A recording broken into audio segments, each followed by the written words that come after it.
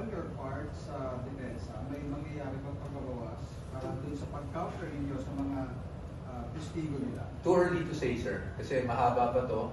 Sa dulo pa lang kami. Actually, di ba, mauna muna ang prosecution. So right now, I don't want to give any definite statement because it's really too early to say. It's too early. Sir, comment lang po doon sa possession ng prosecution na in the Corona case kasi pinayagan yung mga documents that predates his term as Chief Justice, and one of your key arguments in the case also on the aspect of predating po yung position ni Vice President before siya ma-elect in 2022. Comment lang po.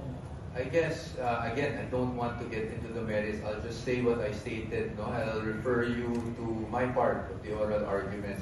The Corona impeachment trial was done way before the decision of the Supreme Court in Duterte versus HOR. And anong presumption dyan? That when the Supreme Court decided the decision, penned by none other than Senior Associate Justice Marvick Yonin, they were cognizant and they were fully aware of what happened in the Corona trial.